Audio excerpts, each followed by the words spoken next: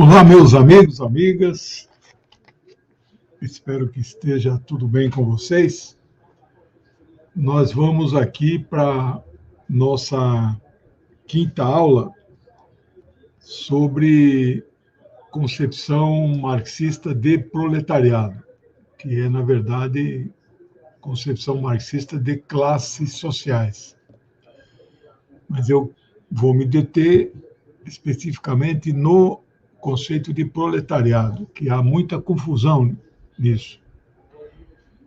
E a partir dos nossos roteiros, eu estou já escrevendo um livro que terá este mesmo título. Quero começar pedindo para vocês que ainda não estão inscritos, que façam a inscrição no canal. A inscrição não tem nenhum ônus. Também, se possível, aqueles que puderem entrar como membro do canal, é aquela contribuição que se dá todos os meses, através do cartão de crédito que você registra no Google, a partir de R$ 6,90. E quem, durante a aula, já aqui no meu amigo Gavlinski, fazendo a sua contribuição, quem puder fazer alguma contribuição, eu agradeço muito. Eu vou fazer uma circular para todas as pessoas que estão nas minhas listas de transmissão do Zap. Se você ainda não está, me manda um oi no meu Zap, eu vou colocar na tela daqui a pouco. Vou fazer uma circular de final de ano aí, agradecendo o apoio, a caminhada e pedindo para o pessoal o melhor presente de Natal é o livro. Eu aqui já, o Correio me entregou hoje mais ou menos 8 ou 10 livros e eu já sei quem que vou presenteá-los, né? E aí a mesma coisa, se você puder presentear as pessoas com o livro, se puder ser o meu, eu ficaria honrado. Se não, de qualquer outro autor, o importante é darmos livros, né? Não preciso nem falar a importância de lermos livros, né? E eu jamais abandonei este saudável vício da leitura. Eu tenho esquecido de colocar na tela o meu Pix, as pessoas que quiserem fazer doações direto também pelo Pix, todos os livros que eu publico, eu presto contas na última página. Aliás, falando em livro novo, saiu semana passada o meu 21º livro, né? Meu netinho caçula, de 5 aninhos, estava contando quantas mãos tem aqui, né? Eu acho que ele contou 20 ou 21. É um livro, é o meu maior livro, é o meu melhor livro, não é? 640 páginas, muito bem elaborado, assim, muito trabalhoso, 420 notas de referência. Lá no site da editora, a parte, ele está por R$ 69,90 mais o frete. Todos os meus livros podem ser adquiridos lá. Tem até um pacote de todos os livros, só de sociologia ou só de política internacional. Então, 3 pacotes, ganham sempre 2 livros de cortesia e pode parcelar em 6 vezes. Então, você pode dar também um conjunto de livros para seus amigos e amigas, né? Ah, legal, Aguinaldo. Bom, na aula de hoje, eu vou terminar a aula passada, autores marxistas. Na verdade, eu mostrei Smith, que não é marxista, mas mostrei Marx como é parecido com Smith. Mostrei Teotônio e hoje eu vou mostrar Lenin para vocês. E aí encerra esta parte de autores marxistas. Por que eu vou pôr Lenin na tela para vocês conhecerem? É a melhor e mais científica definição de classes sociais que eu conheço, que eu já vi. Por isso que eu sempre disse, não dá para ser só marxista, você tem que ser leninista, porque Lenin desenvolveu o pensamento de Karl Marx. Então, fica aqui a sugestão. Deixa eu abaixar um pouquinho aqui. Bom, vamos ver aqui. Aqui. Os recursos não são bons, mas que eu fotografei a minha apostila e recortei, né? Então está meio... Esta citação de Lenin, ela está no livro Uma Grande Iniciativa. Então é um texto de Lenin que pode ser encontrada nas obras escolhidas da editora Alfa Ômega.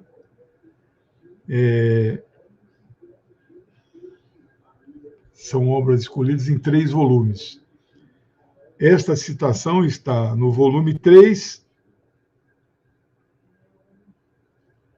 página 150. Não é?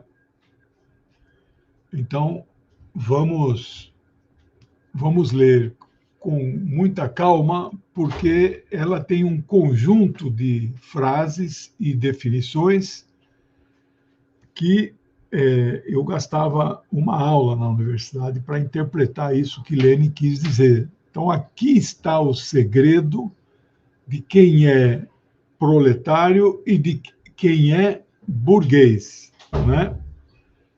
Bom, grandes grupos de pessoas ou grupos sociais, essa palavra está em Smith e está em Marx. Até aí não tem problema.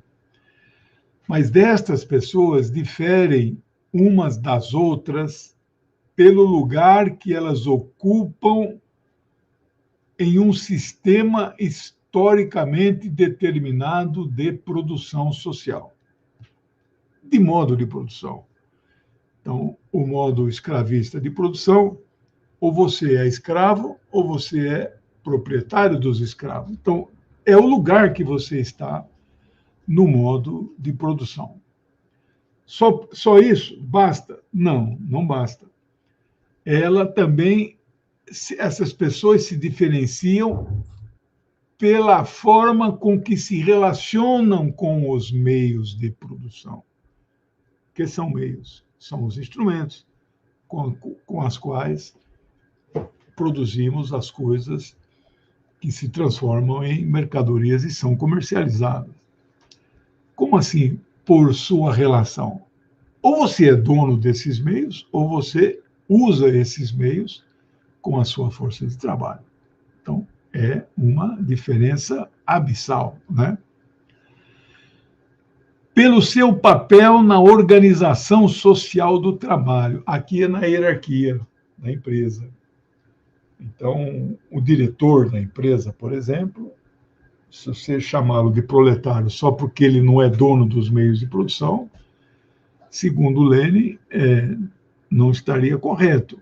Ele é assalariado, mas é um alto salário, mas não é pelo tamanho do salário. É pelo fato que ele está mais próximo do proprietário da empresa, né?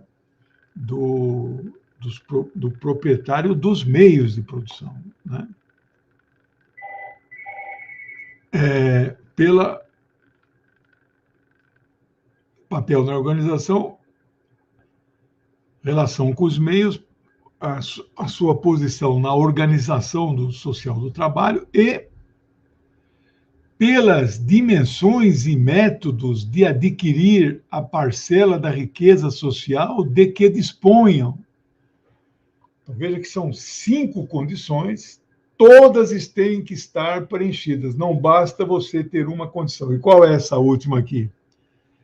É o método como você se apropria daquela riqueza produzida. Qual é o método? É o método do assalariamento e é o método da exploração pela mais-valia. Aí vem a riqueza, né? Então, aí ele dá uma outra, né? Ele interrompe esse conjunto de pensamento e ele dá outro, ele finaliza, não é, com um complemento, né? As classes são grupos de pessoas em que uma pode se apropriar do trabalho da outra. Você trabalha, eu me aproprio do seu trabalho, eu compro a sua força de trabalho. Devido aos lugares diferentes que ocupam no sistema definido de economia social, né? Então, é parecido com aquela primeira parte da definição. Esta é a melhor, a mais científica e a mais completa definição de classe social. É preciso registrar uma observação que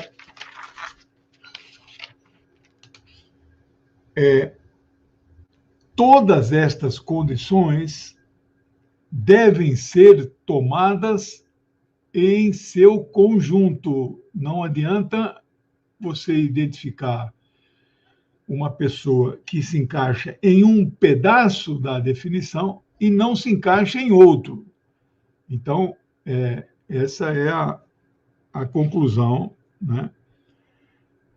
Ou seja, se você pegar apenas uma parte desse conjunto de frases lógicos, concatenados, né, dentro de um raciocínio lógico, não será, evidentemente, ainda suficiente para você entender exatamente de que classe social você está falando, né? Então, essa observação é muito importante. Bom, feito isso, terminou nossa quarta aula. Vamos agora começar. Qual que é o título da aula de hoje? Marxistas brasileiros. Marxistas-leninistas brasileiros, não é? Então, eu selecionei 3 textos de 3 camaradas da minha esfera de amizade e relacionamento, alguns deles de 40 anos. O melhor de todos esses, ele já faleceu, meu amigo, dediquei um dos meus livros a ele, o historiador Augusto Boniconi. Então, ele não conseguiu fazer o doutorado, ele é mestre. Os outros 2 são doutores.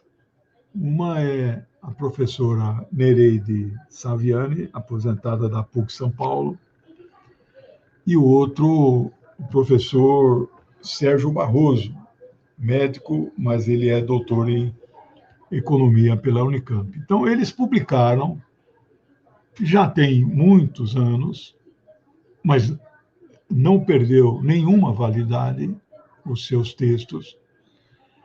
Eles publicaram ensaios científicos com muitas referências, uma extensa bibliografia, e eu vou fazer para vocês uma resenha, um resumo, e isto vai, evidentemente, ser um capítulo do meu livro, onde eu comento em profundidade estes trabalhos que são excepcionais, não perdem a validade. Eles têm em torno de 20 anos, mais ou menos, né?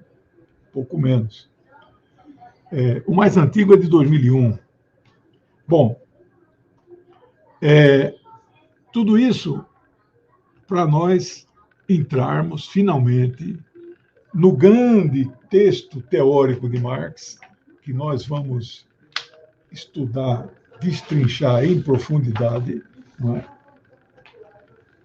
Que é o que eu mais estudo do livro 4, Teorias da Mais-Valia do Capital, a editora Boitempo, que aqui atrás tem alguns, tem até o volume 3, ela não publicou o volume 4 e não sei se o fará. É o livro 4 do Capital, da editora Bertrand, não é? Ele está na página 382 até 406. E o título é Produtividade do Capital, Trabalho Produtivo e Improdutivo. Aqui, em torno de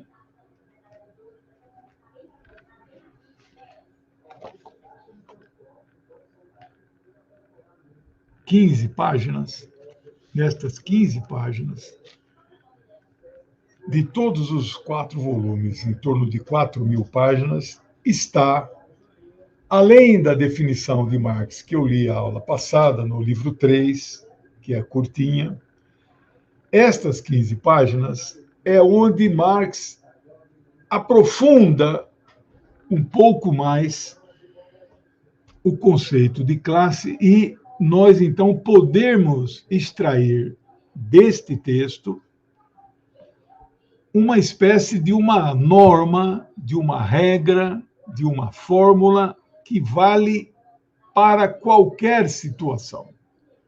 Me mostre um trabalhador ou trabalhadora, me diga o que eles fazem e eu lhes direi se é ou não proletário. Não tem exceção, professor? Não tem exceção. Esse texto é fundamental porque o Marx dá 4 exemplos, só 4, hoje eu poderia dar 50, né, de trabalhadores assalariados no século XIX. Então, isso aqui, não sei a data exata que foi escrito, mas 1870. Naquele momento, o setor de serviços era quase inexistente nos países da Europa. Era o início da Revolução Industrial, tudo era mercadoria palpável, tudo era peça, não é? Os trabalhadores, proletário era sinônimo de igual a operário, quase não tinha serviço. Hoje, os trabalhadores de serviço ultrapassaram o setor do operariado industrial, né? Já falei isso. Então, por isso que esse texto, e ele vai, então, dar a fórmula que distingue quem é proletário e quem não é proletário. Então, toda essa introdução que eu estou fazendo, comentando outros autores, tem 2 outros autores que não são marxistas, que eu estou avaliando ainda o conteúdo da sua, né, do seu ensaio, um com 15 páginas, outro com 25, e aí vou ver se vale a pena também comentá-los. Mas estes 3 autores, Augusto Bonicori, Nereide Saviani e Sérgio Barroso, eu comentarei com vocês e darei exatamente aonde esses trabalhos foram publicados, caso vocês queiram lê-los na íntegra. Eu estou avaliando se eu publico como anexo no livro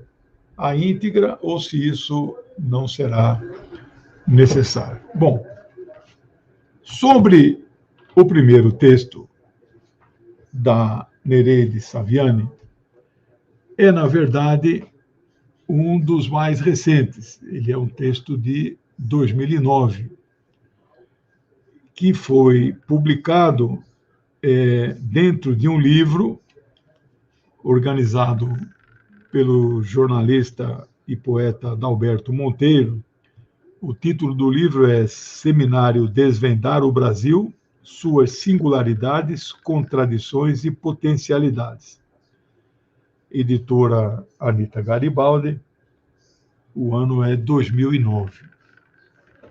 A Nereide, que eu conheço muito, minha amiga, ela foi reitora da Escola Nacional de Formação do PCdoB. A Nereide, ela faz uma introdução relatando um importante seminário que os comunistas fizeram em São Paulo, chamado Seminário do Proletariado. Isso marcou a história, a vida do partido. Eu estive em todas as sessões que ocorreram entre junho e dezembro de 2001, né? E estendeu-se um pouco até o ano seguinte, mas não tão intensamente, e ele se encerrou em 3 de julho de 2002. Ela faz um resumo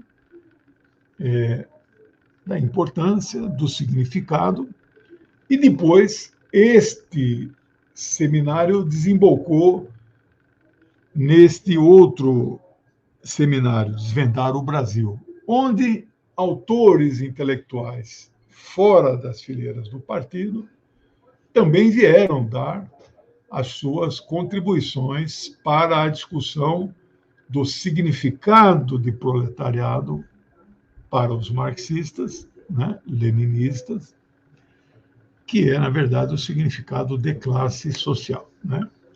Então, ela levanta, a Nereide, no texto, uma série de questões a serem discutidas que estavam nos objetivos do seminário, né? Muitas dessas questões eu vou tentar procurar responder durante o curso, né? Então, a mais importante é como que os autores que se proclamam marxistas, como eles tratam a questão do proletariado, né? Quais são os argumentos, quais são as polêmicas, não é? Então, isso é um dos objetivos, né? Ela pergunta o que Marx queria dizer com classe de trabalhadores produtivos. Portanto, existia alguns trabalhadores que não eram produtivos. O que é esse produtivo? Produtivo no sentido de ele produz mais que o seu colega do lado de trabalho? Não. Eu vou explicar depois. Ela também coloca como objetivo os conceitos relacionados a proletário e operário. É a mesma coisa? Também não. Já mostrei aquela teoria dos conjuntos, né? Trabalhadores, proletários e operários, né? São conjuntos diferentes, um contido dentro do outro, não é? Mas a recíproca não é verdadeira. Todo proletário é trabalhador, nem todo trabalhador é proletário. Todo operário é proletário, nem todo proletário é operário. Ela levanta também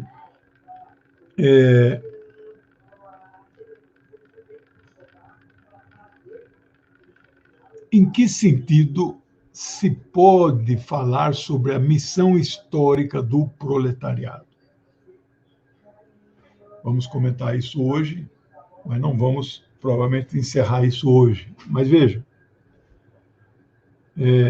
Marx formulou uma espécie de lei geral da sociedade, que eu vou falar com as minhas palavras, mas ele não falou dessa maneira em lugar nenhum. É a minha sintetização daquilo que eu acho que é uma lei geral, né? Todas, já falei várias vezes, quem me acompanha sabe. Todas as sociedades humanas guardam dentro de si uma contradição que as levará à sua destruição e ao seu desaparecimento, consequentemente. No capitalismo, ele falou quais são essas contradições, que não é o foco do nosso curso. Eu falei isso no curso de Marx. Quem quiser pode ir lá, está no canal, tem lá a lista, playlist. Mas ele fala as contradições e diz qual é a classe social que está destinada a liderar o processo de transformação da sociedade, transformação revolucionária, que vai liquidar esse sistema e construir um novo, né? E ele diz que o nome desta classe é o proletariado. Portanto, nós usamos o termo missão histórica. E aí é o debate. Será que esse proletariado que nós vamos, depois desse curso, com as regras que nós vamos mostrar para vocês, você vai identificar facilmente quem não é proletário? Será que esses caras que você vai olhar o tempo todo e falar, aquele cara é proletário, será que ele sabe da missão histórica dele? Aí vem a consciência.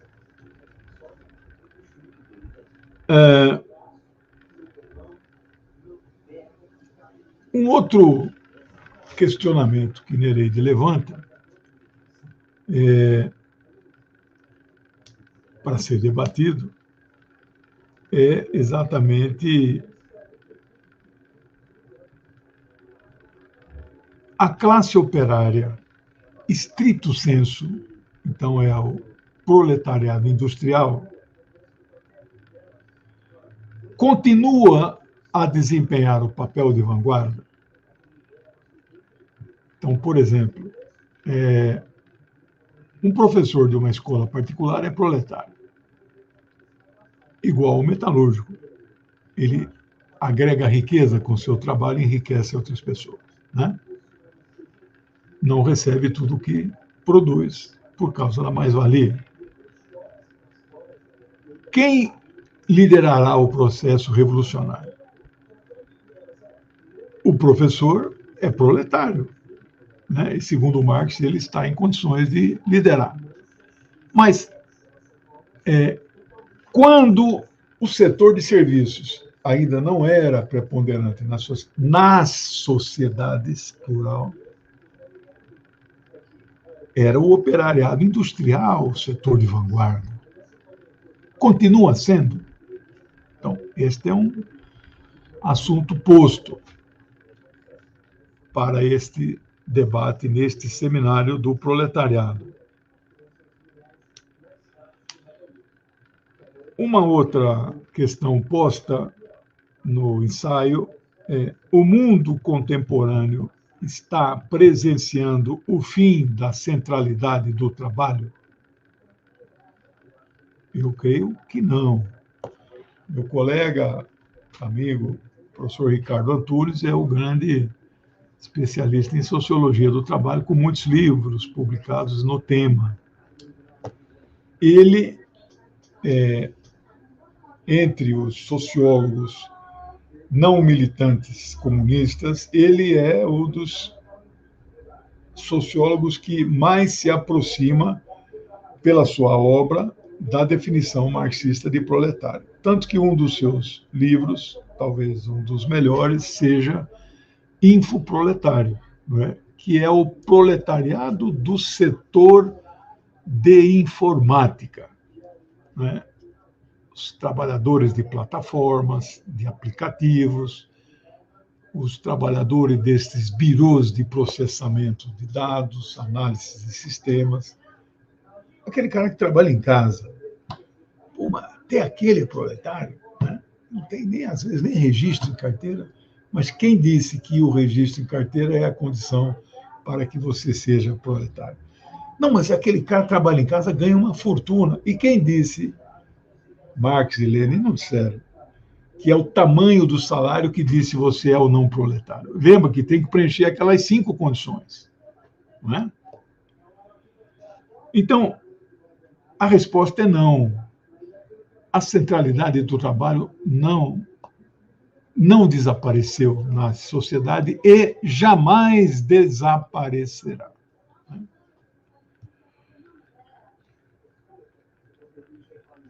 Uma outra questão que ela levanta para o debate, e eu vou tentar responder, isso já está escrito, já está produzido. Que setores do proletariado são decisivos hoje para a luta de classes revolucionária? Então, motorista de ônibus é proletário, trabalhador de empresa de telecomunicações é proletário, funcionários de hospitais privados são proletários, professores de escola particular são proletários. Quais desses setores podem desempenhar um papel revolucionário? Nós temos que saber, né? Bom, então, estes são os questionamentos que eu anotei aqui no ensaio da professora Nereide, que gostei muito. E aí trago para vocês e nós vamos tentar respondê-los ao longo do curso, né? Ela se questiona outros temas, né? Na página, o artigo publicado em 2009 como capítulo dentro de um livro, né? Ela diz assim, abre aspas, trabalho produtivo é ou não elemento essencial para a definição de proletariado? Sob as chamadas novas tecnologias, a extração de mais-valia acentua-se ou atenua-se? A classe operária aumenta ou diminui? Quais trabalhadores que compõem hoje a esfera produtiva? Como se situa o proletariado, objetiva e subjetivamente, no atual cenário de tecnologias operadas intelectualmente em contraposição às que exigem força muscular? Qual a relação do proletariado com outras classes sociais? A Déia está perguntando isso. Os professores do setor público não são proletários. Eu vou explicar também, né? Porque nós confundimos assalariados com proletários. Nós não podemos confundir isso, porque isso não é marxismo. Por isso que nós não falamos classe trabalhadora, né? Falamos e deveríamos falar trabalhadores em geral, porque o funcionário público é assalariado, ganha mal, é explorado, mas o trabalho dele não enriquece outras pessoas, né? E a fonte do dinheiro que paga o salário do servidor não é o lucro de uma empresa, mas são os impostos municipais, né? Ou estaduais, ou federais, né? Bom, funcionários de hospitais públicos também não são, né? Mas isso não tem problema, porque os servidores públicos participarão do processo de transformação, não é? É que na teoria marxista, não é? A missão incumbida são aqueles que produzem a riqueza da sociedade e não ficam com ela.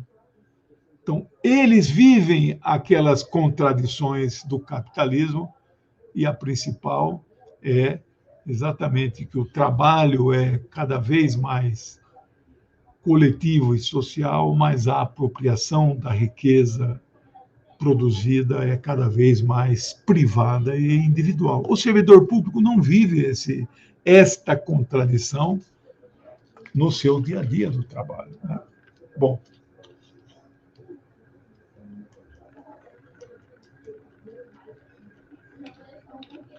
garganta seca.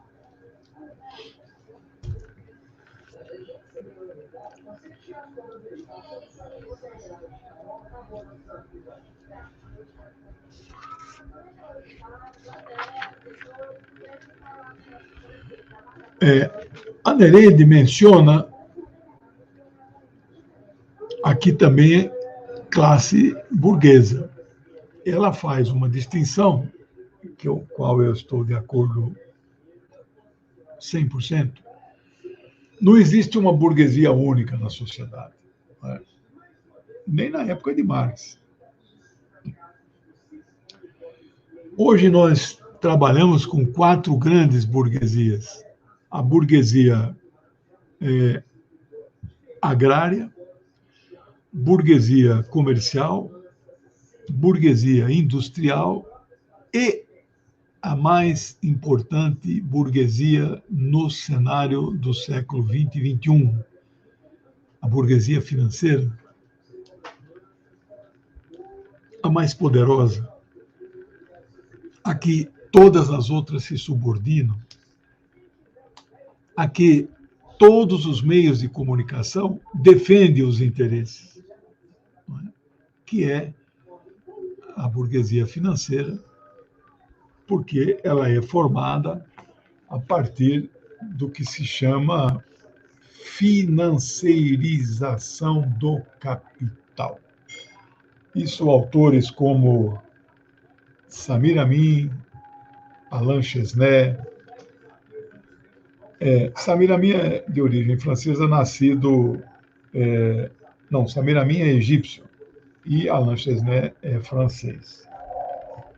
A Mundialização do Capital é o livro do Chesnais, muito bom, gostei muito, li na época que foi lançado. Eu leio muitos livros na versão primeiro original, depois leio também a tradução.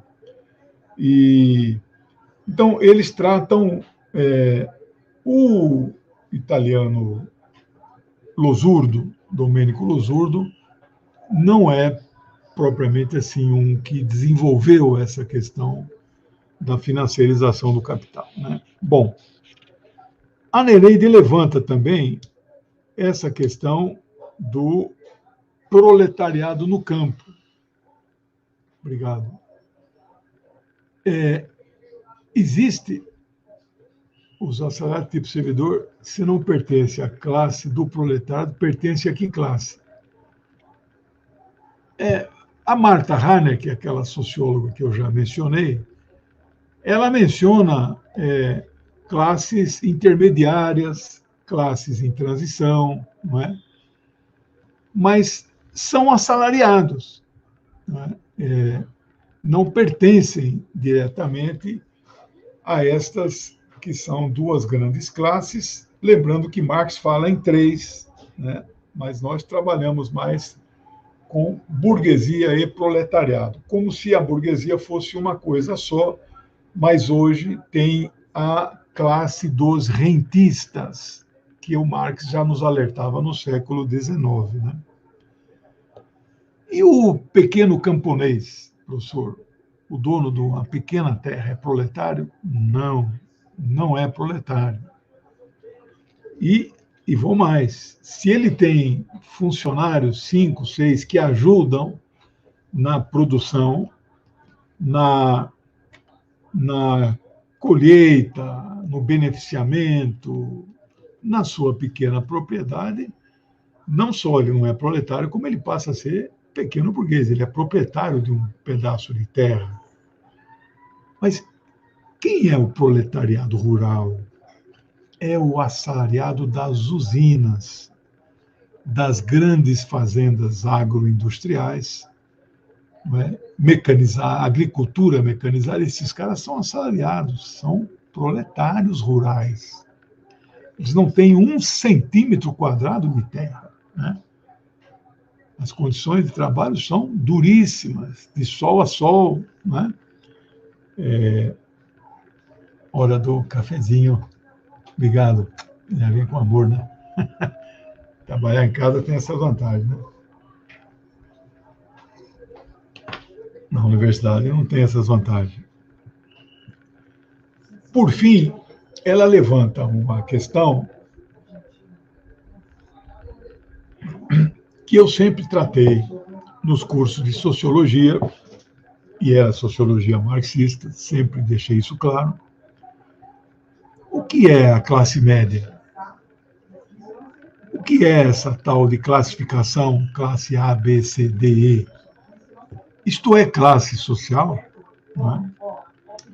E ela levanta também a chamada proletarização dos setores médios, não é? Uma série de profissionais liberais que eu vou tratar, até porque tenho trabalhos publicados na área do sindicalismo de profissões. Eu vou tratar de profissões regulamentadas, não é? Então, tudo isso nós vamos tratar no curso. Então, o médico vai ganhar um capítulo específico no meu livro, porque o médico é aquele setor profissional que pode ser burguês, pode ser proletário e pode ser nenhum dos dois quando ele exerce o serviço público, né? Às vezes o mesmo médico, mesmo dia, ele passa por essas três formas de trabalho. E eu vou contar isso para vocês em detalhes, se vocês não perderem as próximas aulas, né? O curso é livre, né? Não vai ter certificado, faz quem quer ampliar conhecimento, e eu espero estar sendo o mais responsável e profundo na transmissão desse conhecimento, né? Bom,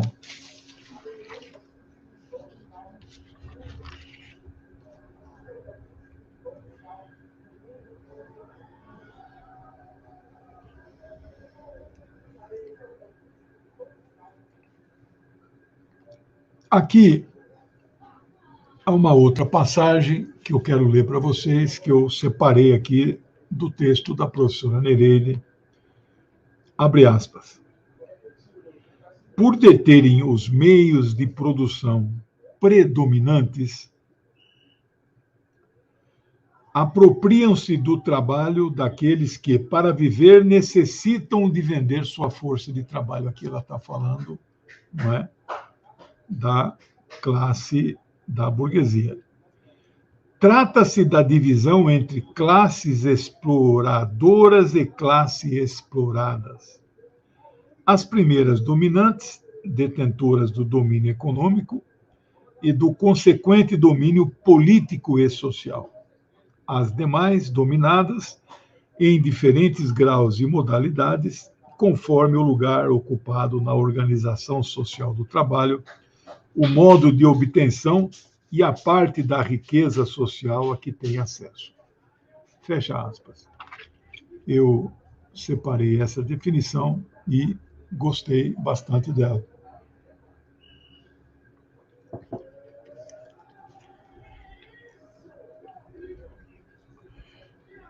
A Nereide cita um professor, meu amigo, acho que ele talvez tenha se aposentado da Unesp lá de, não sei se era Araraquara ou Marília, sociólogo, professor Giovanni Alves. Giovanni Alves, o livro que ela cita dele é A Classe Proletária e a Condição de Proletariedade na Construção do Socialismo no Século XXI. Então, ele constrói um termo aqui, sociológico, né? Proletariedade, né? Proletariedade. Esse livro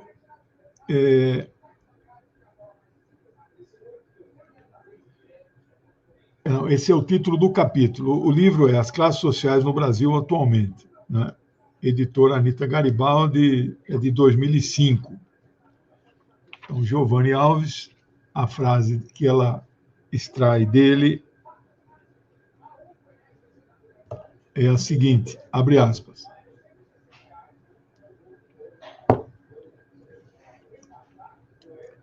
A categoria de classe social não é meramente estatística ou socioestatística.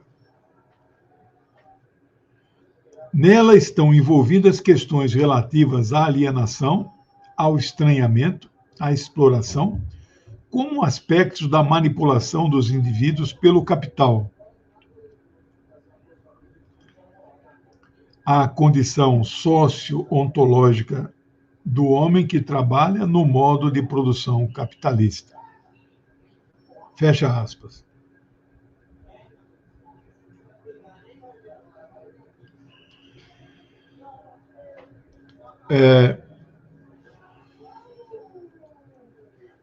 Há um livro que quem fez o curso de Marx comigo, eu comentei, chamado Miséria, da Filosofia de Marx.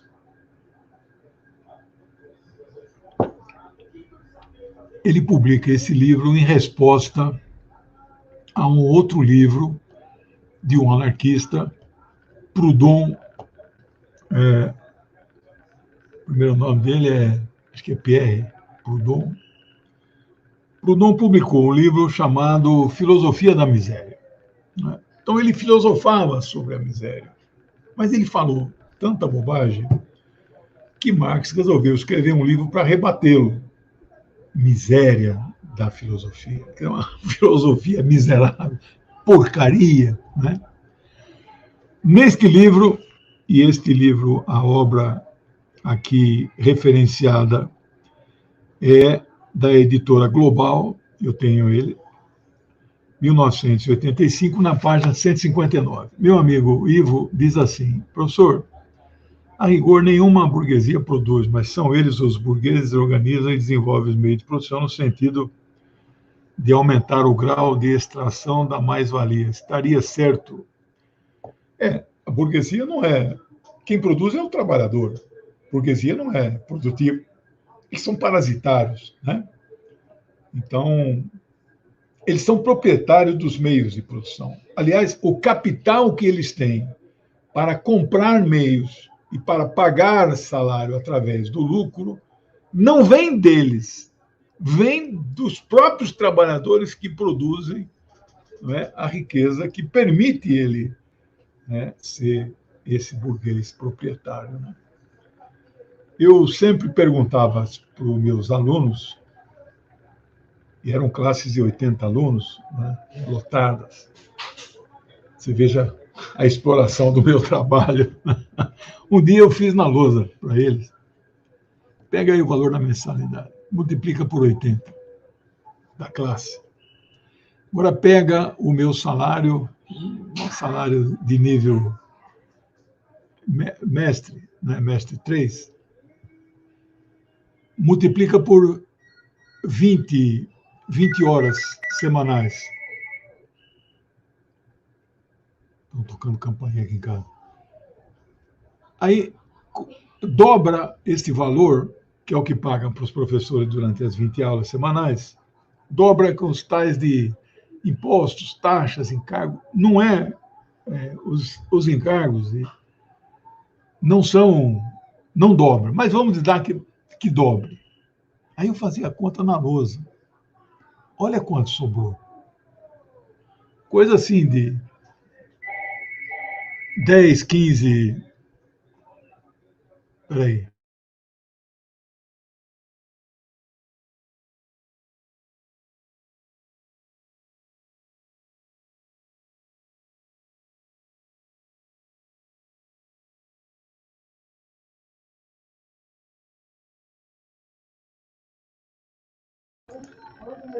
Tocaram campainha aqui, mas olha, eu não lembro assim exatamente, mas de 80, 10, 15... Pierre, isso, Pierre. 10, 15 mensalidades já pagavam todas as 20 aulas dos professores que davam aula a semana inteira. Então, é muita mais-valia produzida, né? Produzida e não fica a riqueza com quem produziu, né? Então, esse livro de Marx é o Marx jovem Marx. Não é o Marx ainda maduro, a teoria dele ainda não está desenvolvida. Isso vai acontecer a partir de 1859. Este livro é de 47, né? Era um jovem de 29 anos que já refutava um dos principais filósofos franceses da época, né? Abre aspas. As condições econômicas, inicialmente, transformaram a massa de camponeses em operários. A dominação do capital criou para esta massa uma situação comum, interesses comuns. Esta massa, pois é já face ao capital uma classe, mas ainda não o é para si mesma. Já vou explicar. Na luta de que assinalamos algumas fases, esta massa se reúne, se constitui em classe para si mesma. Os interesses que ela defende tornam-se interesses de classe. Mas a luta entre classes é uma luta política. Bem, página 159 do Miséria da Filosofia, da Editora Global. Eu aqui encerro as citações e aí passo a debater especialmente alguns desses temas que ela levantou agora. Minha amiga Maria Aparecida me dá boa noite e dá também aos internautas deste canal progressista. Cheguei atrasada, mas assistirei. Muito obrigado. Ela é uma aluna dedicada, exemplar, comprou todos os meus livros, foi no lançamento do meu livro em São Paulo, vou fazer outro lá, final de janeiro. Obrigado, viu, Maria Aparecida?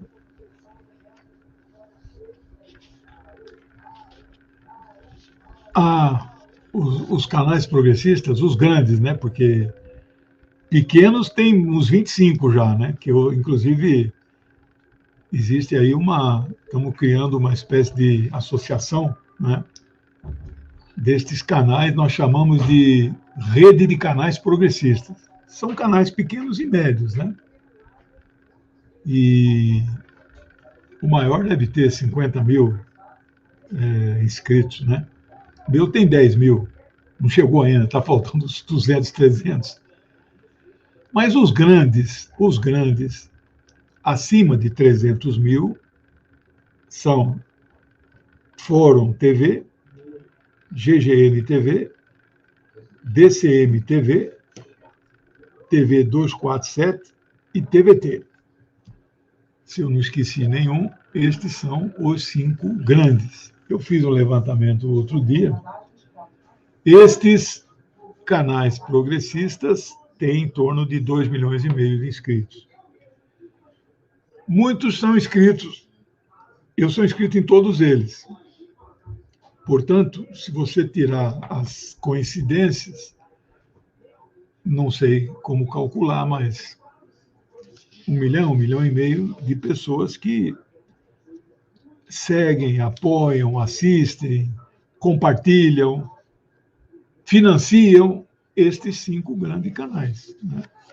A partir de janeiro, eu tenho sinceras esperanças que volte a vigorar no Brasil a chamada mídia técnica, onde a publicidade do governo seja distribuída racionalmente entre aqueles que têm canais que prestam serviço à população, não os canais fascistas. Canais fascistas, eles divulgam mentiras, né?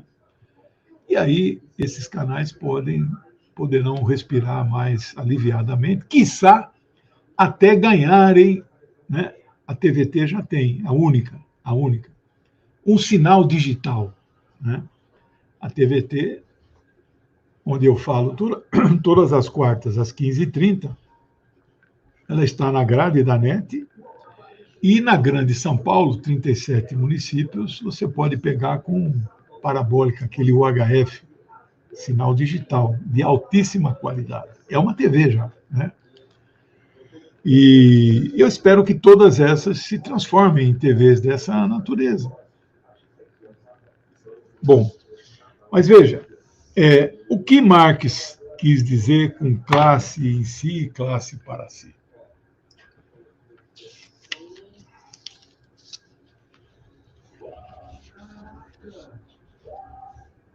A Nereide destrincha um pouco isso também, e eu quero compartilhar com você.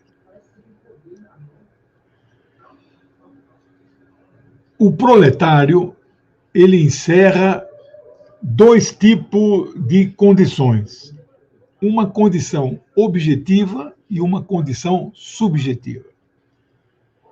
O que é a condição objetiva de ser proletário? Diz respeito ao sentir-se proletário, identificar-se com os proletários, ter algum tipo de modo de vida, de vivência em comunidade, em bairros proletários, admitir e professar valores relacionados aos proletários. Então, isto é, do ponto de vista objetivo, ser proletário. Mas há uma condição subjetiva, e aí nem todos têm. É o saber-se proletário, não é? Não é só sentir-se, é saber-se. O que isso significa? Significa abraçar causas proletárias, conquistar a direção política da sociedade, tomar partido. Não é entrar no partido, tomar partido e posicionar-se politicamente ao lado dos interesses de classe do proletariado, né? Completamente diferente. Portanto, o primeiro passo do proletariado é sentir-se, é condição objetiva. Eu me reconheço como proletário. Mas só a consciência de classe pode fazer com que eu me sei que sou proletário, porque eu abraço a causa do proletariado, não é? Meu amigo Ivo é um grande colaborador do meu trabalho e já está dando o Stalin para principiantes, está assim na fase bem finalzinha, né? Era meu sonho publicá-lo em meados de dezembro. Estou jogando para final de janeiro, mas o mais certo é primeira quinzena de fevereiro, antes do carnaval, né? Bom, então, o proletariado existe e ele é uma classe em si. Mas, quando é que ele se transforma em classe para si? Quando ele toma consciência, quando ele tem consciência de classe. A Martha Harnecker, aquela socióloga marxista que já morreu, eu estive com ela em Cuba, em Caracas, uma grande pessoa, né? Ela tem muitos livros. O livro principal dela, Conceitos Elementares do Materialismo Histórico, vai estar na bibliografia do curso, né? O último capítulo é sempre bibliografia dos meus livros, né? Diz livro de qualquer autor, né? A Martha Harnecker, ela... Boa noite a todos. A Martha Harnecker, ela fala em situação de classe e posição de classe, né?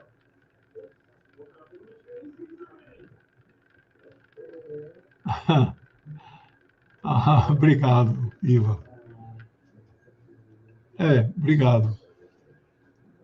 Tem momentos da vida em que o aprendizado é maior e melhor do que aqueles que a gente faz nos bancos escolares, né? Eu, por exemplo, não gostava de geografia nem no ensino médio, nem na universidade, mas eu sempre passei, né? Eu sou um apaixonado por geografia. Hoje eu estudo geografia, geopolítica, né? Bom, é assim, né? A vida, eu costumo dizer que aquele profissional que para de estudar, aquele cara acabou. Estudar a vida inteira. A vida inteira. E olha, médicos, engenheiros, eles se acomodam, não estudam mais. Advogado não tem como se acomodar, porque ele tem que ficar atualizado na jurisprudência. Então, ele está sempre lendo, né? Estudando novas mudanças na legislação. Mas engenheiros e médicos, às vezes, eles se acomodam, né? E eu nunca me acomodei. Eu costumo dizer que os níveis que a gente tem que saltar de baixo para cima, né? Você tem que se transformar de estudante em estudioso. Tem uma diferença. Estudante é o cara que cumpre lá e tal. O estudioso é o que vai um pouco além, né? Depois de estudioso, você vira professor, é o profissional, né? Depois de professor, você vira pesquisador, é um salto, e o último grau é o autor, né? Quer dizer, é aquele que escreve coisas que os professores vão reproduzir, né? Em sala de aula. Então, se você puder ir dando esses saltos na vida, seria muito importante. E olha, ser professor não é ter o diploma, é você transmitir aquilo que você sabe para qualquer grupo social. Uma reunião de família, uma reunião no bairro, no seu bairro, no seu trabalho, né? Na sua escola, né? Fora da sala de aula. Você está ensinando, né? Você está sendo professor, né? Bom, são essas coisas que eu faço da minha vida, né? Uma outra interessante que eu falo para vocês, deixa eu ver o que o Rivadavia disse.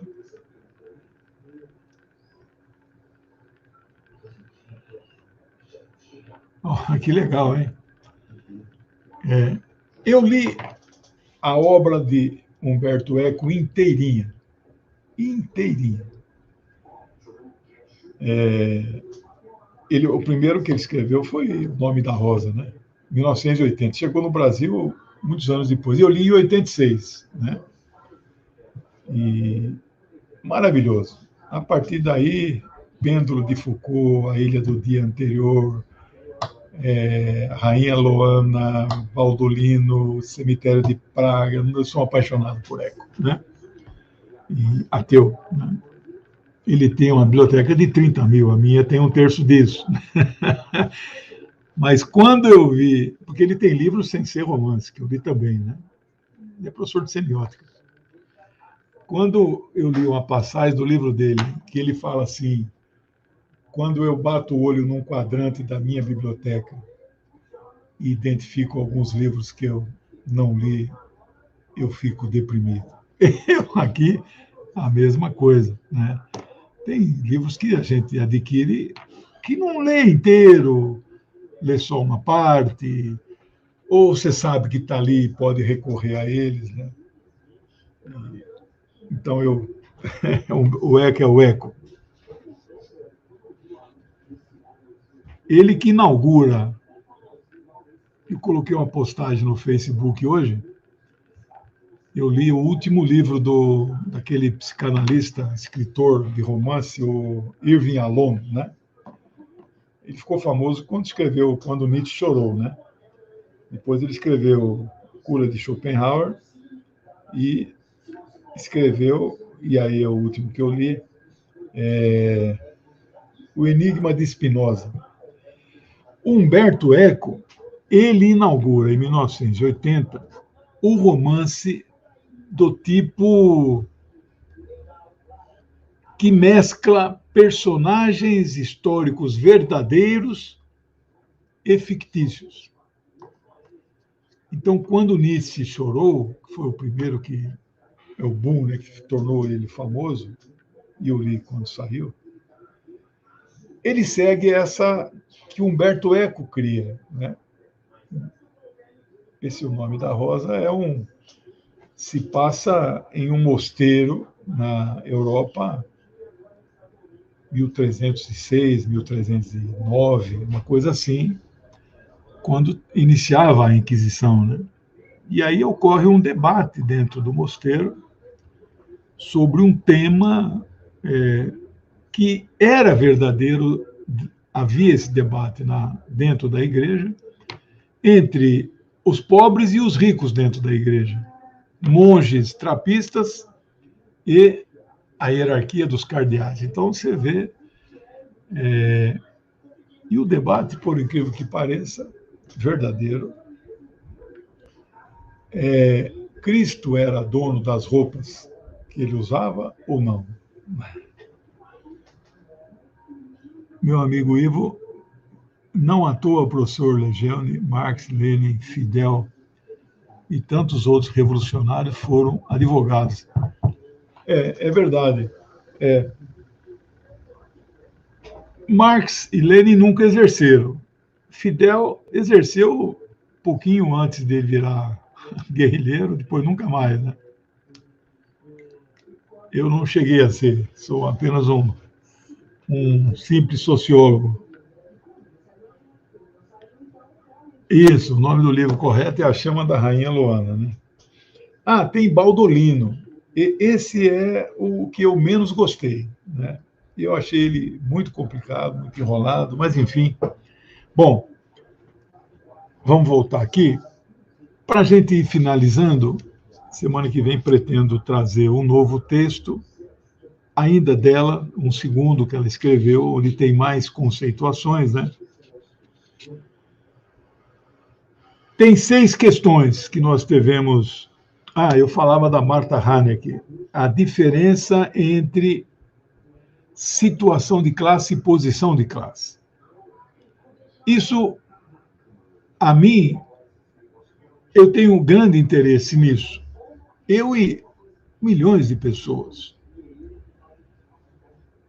Eu hoje vivo uma situação, sou um professor aposentado, professor universitário aposentado. Então, proletário eu não sou, né? Eu sou trabalhador de mim mesmo. Até tenho formalmente uma editora, mas não tenho nenhum funcionário, não tenho capital. Marx chama isso de trabalhador de si mesmo. Eu exploro a mim mesmo, né? E exploro um pouco a esposa também, alguns amigos e amigas, mas não posso ser classificado como burguês. Não sou detentor de meio de produção. A mercadoria que eu produzo é livro, né? Mas ela é inteiramente, né, produzida por mim e eu, quando vou rodar, que é a parte mais cara, eu faço pré-vendas e aí muitas pessoas compram, contribuem, doam, né? Aí eu consigo colocar um livro, né, no mercado. Então, é uma situação. Eu não vou ser um capítulo do livro, mas tem muitas pessoas iguais a mim. Mas vamos pegar o exemplo de um médico. Pode até ser assalariado, não é um médico que tenha consultório, nem clínica. Um assalariado, vamos dizer que ele ganha 25 mil, é um bom salário. Um assalariado num hospital privado, né? Então, é um médico proletário, mas a condição de vida dele é uma condição muito boa. Casa, 1 ou 2 carros, né? Viaja todos os anos, etc. Ele vive uma situação de classe burguesa. Mas este é um médico que se coloca ao lado das causas proletárias. Ele, então, assume uma posição de classe revolucionária, proletária. Mas podia ser também ao contrário, não é? Este médico, que não é proprietário de nenhum meio de produção, ele se posiciona ao lado da burguesia na sociedade, né? Então, ela faz essa distinção, eu acho isso muito interessante, né? Bom, as questões mais centrais hoje, eu listei 6. Vamos ver se durante o curso eu consigo responder todas elas. Definição de classe, eu já ultrapassei esse. Autores não marxistas e autores marxistas. Luta de classes. Isso nós vamos ver durante o longo do curso, mas esta é a passagem mais famosa do livro O Manifesto Comunista, que o jovem Marx e Engels publicaram em 1848, né? Marx com 30 anos, Engels com 28, né? Eram já famosíssimos na Europa, né? E Marx, numa certa passagem, diz a história da humanidade, das sociedades, nada mais é do que a história da luta de classes. Da luta entre patrícios e plebeus, escravos e proprietários de escravos, servos e senhores feudais, burgueses e proletários, né? Então, a luta de classes é o que move a história. Vamos ver consciência de classe. Às vezes você vive uma situação proletária, é proletário, trabalhador produtivo, não detentor dos meios de produção, né? Mas não tem consciência de classe, não sabe a que pertence. O Marcelo está contando aqui, é isso mesmo.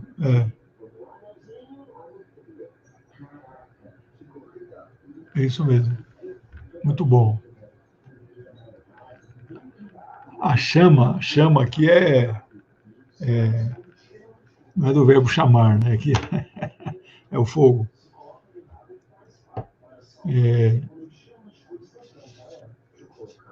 O livro Pêndulo de Foucault, o segundo livro dele, publicado aqui no Brasil, eu fiz uma resenha em 1989, 90. E eu me identifico muito, porque era a história de umas pessoas, 2 ou 3 sócios, que tinham uma pequena editora, e era livraria também, né? E essa editora editava livro das pessoas, mas ela não tinha capital, então era um livro autofinanciado pelos próprios autores, né? Eu procuro viabilizar livros das pessoas, né?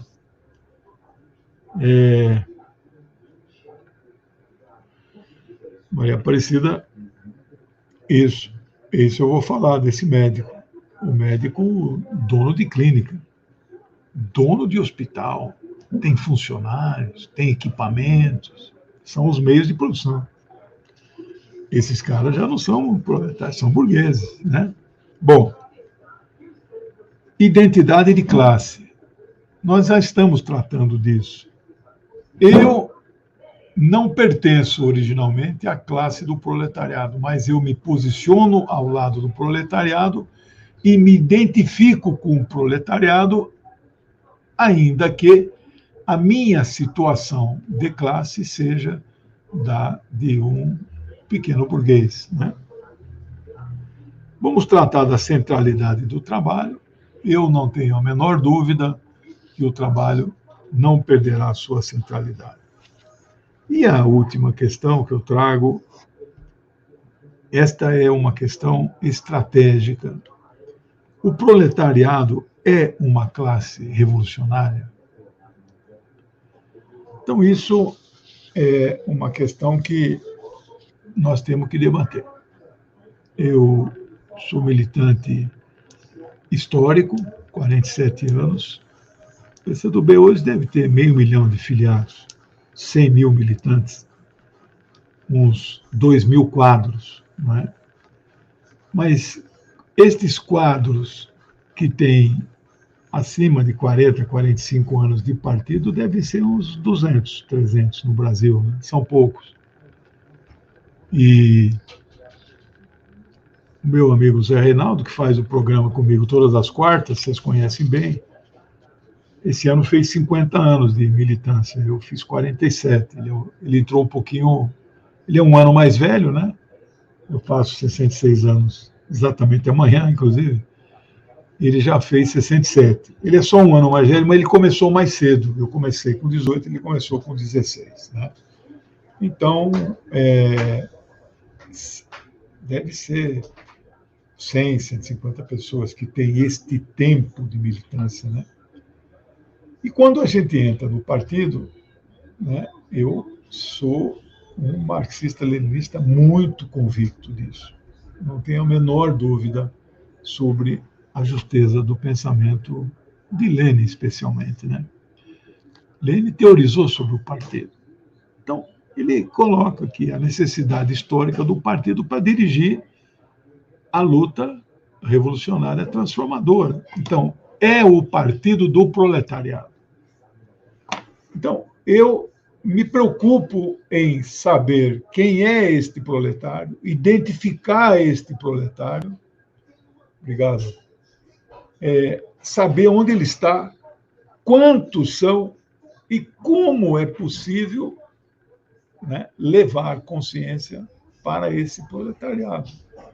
Por quê? Eu e o partido, nós não abrimos mão do que Marx diz. É o proletariado que vai dirigir o processo revolucionário. Não serão os desempregados, não será o lumpesinato, não será o camponês, não serão os servidores públicos. É o proletariado. Eu não mudei de posição, nem o partido mudou. Por isso é estratégico saber discutir se este proletariado é uma classe revolucionária. Não é ainda. Ela é uma classe em si, mas não é uma classe para si. E Lenin é o que teoriza, isso está no curso de Lenin, está no livro, né? A consciência para a classe é levada de fora para dentro, ainda que dentro da própria classe possam surgir líderes operários, revolucionários, ela é de fora para dentro. Né? São pessoas que são formadas dentro do partido que não necessariamente são de origem proletária, mas levam a consciência para o proletariado, vão formando quadros. Né? É isso, pessoal. Eu passei um pouquinho, está difícil ficar em 1 hora. Espero que vocês tenham gostado. Quinta aula, semana que vem, aula normal, não vou interromper. Vamos, então, dar a semana que vem a sexta aula. E aqui a querida Maria Luísa manda uma contribuição. Parabéns, professor, pelo seu natalício, mas também por sempre nos brindar com seu conhecimento. Festeje a vida e sua luta por um mundo mais justo. Muito obrigado. Amanhã, então, eu fico um aninho mais velho. Vamos ver se chego aos 70. Ano que vem vou publicar 3 livros. Stalin para principiantes, Concepção Marxista de Proletariado até julho, e até dezembro, a resistência estudantil em Campinas contra a ditadura militar. Né? Então, esse aí serão 2 volumes, cada um com 480 páginas, mas está bem adiantado já.